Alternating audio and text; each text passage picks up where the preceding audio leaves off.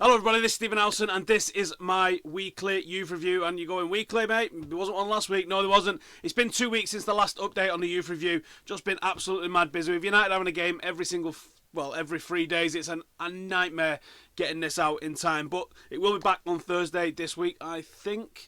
Should be back on Thursday this week. I'm not going to commit to it. But yeah, I'll say should be back on Thursday this week and then every single Thursday going forward. But anyway, let's get straight into it. Let's get into what we're here to talk about. So there's been a new signing. There's been several more new signings. I've not got the lowdown on all of those just yet. One that I have got the lowdown on at the moment is Milan Bars from Ajax. And here's what someone who's watched him and knows about him, I think it's one of the coaches, has a little bit to say about him. They said, Milan is a very interesting player, quick, good dribbler and has the ability to score a goal. Possibly lacks a little bit on the physical side though. Now there might be some issue that he can't play until January.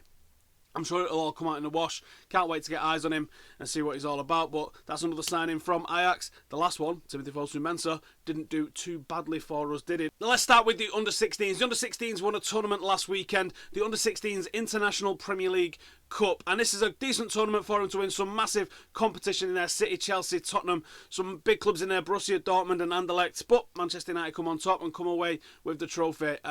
They started the tournament with a draw against West Brom last Friday. Jayden Reed scoring the only goal of the game. They then went on to beat Dortmund 4-1 with 2 goals from the very highly rated under-15 player Mason Greenwood. Remember that name.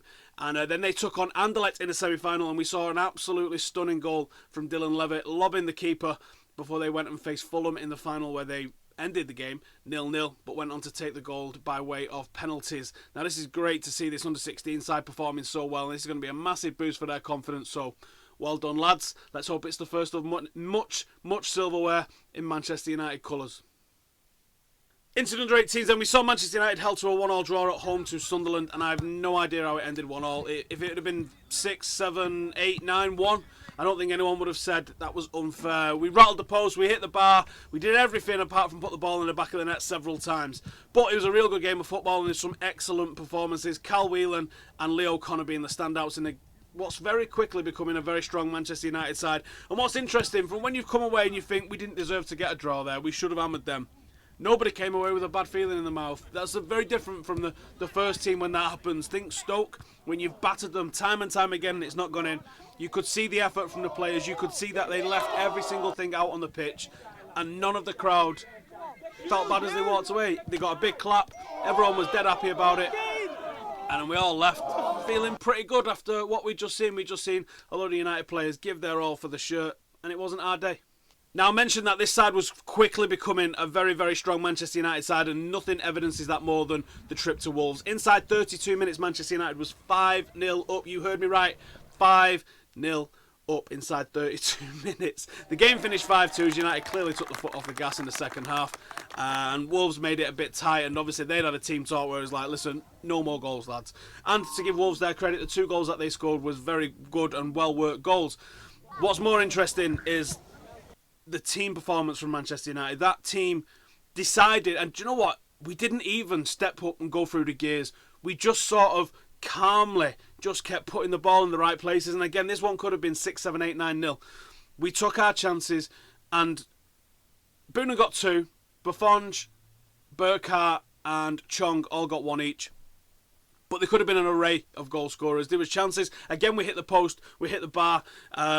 We scared the opposition without even going through the gears. That's what's exciting. And this team, I think at the moment, this team is building into something special. The defence is good. That midfield of Buffon, Whelan and Angel Gomez is providing the platform for the rest of the team to go and attack. And you don't know who to mark. The movement's good. The skill level is fantastic. And that midfield is the key to everything that's going on in this side. Defensively, it's strong. Going forward, it's irresistible. And they provide the platform for Chong and Boonal on the wings. And Burkhardt, who is looking to start to really get on the ball and really terrify defences like Tony Park said he was going to do in that video that I did with him for Full-Time Devils. So this is a very interesting side. And I hope that they can have a big run at the FA Youth Cup this season because that would be fantastic for them. And I think it's certainly a team that's capable of doing just that. The under-18s are in Slovakia this weekend for a bit of a training and a bit of friendlies against some of the local teams. I think the first game's on Wednesday. They're doing 2-a-day training sessions, so it's almost like a mid-season, pre-season sort of thing that they're doing. Every single member of the squad, apart from Angel Gomez, has gone and travelled, and will be playing these games over in Slovakia, I'm sure it is. So if I can get the results of some of those for next week, I'll give them you. Angel's not gone with the squad because he's with the England under-17 squad again. So hopefully he's going to go and put on another show with that absolutely fantastic England side. So good luck to him. Hopefully he's wearing the captain's armband again. The under-21s is a little bit of the same old at the moment, and it's quite hard watching. The only game that we've had since the last review was at Liverpool at home on Tuesday. Liverpool played Sacco and Ings. The game finished 1-1, and we're struggling along with the bare bones at the moment. There's no specialists. I've said this time and time again, and I'm going to have to keep saying it, I think, because it doesn't look like anyone's being promoted from the under-18s. It doesn't look like anyone's coming in specifically to solve this problem in the under-23s, and it doesn't look like there's going to be any signings that come in to help Warren Joyce's side out. And this is a nightmare because there's also a lot of talk that Hull are going to take Warren Joyce to be Mike Phelan's assistant. Now, there's a bit of history of Hull and Warren Joyce. He saved them as a player manager from going down when they was in the old fourth division, and possibly would have gone bankrupt and potentially could have lost the club altogether. So he's already seen as a bit of a cult hero. Now, if he's got any sort of ambition that he wants to move away from Manchester United and try his hand at Premier League coaching, this is a problem for us. So I hope that whoever's in charge at keeping him at the club, be that Nicky Butt or be that the first team squad or anything like that, I hope they have their sensible heads on and they understand the importance of the role, the job that Warren Joyce does in making these lads from being talented individual footballers and teaching them how to be hard-working team players that can offer something to the first team when they get there. This job that Warren Joyce does in planting them lads' feet firmly on the ground and showing them what hard work and determination can do, and also winning some trophies along the way with pretty difficult circumstances that he finds himself in every week. Warren Joyce needs to stay. It's as simple as that. It's as simple as that. He's got an absolutely phenomenally important role at Manchester United, and I hope the common sense prevails. If he goes to Hull, yes, he might get an opportunity to coach in the Premier League, but he's in a very weak squad. And despite the early success that Hull have had, I would still make them pretty odds-on favourites to be one of the teams that ends up relegated at the end of the season. And you don't know what the owners are like. Is that going to be enough? Or are they just going to get rid of Mike Phelan and Warren Joyce and then he's lost to the game? Can't let that happen. He needs to stay at Manchester United. This role is fucking clinically important. He's got to stay.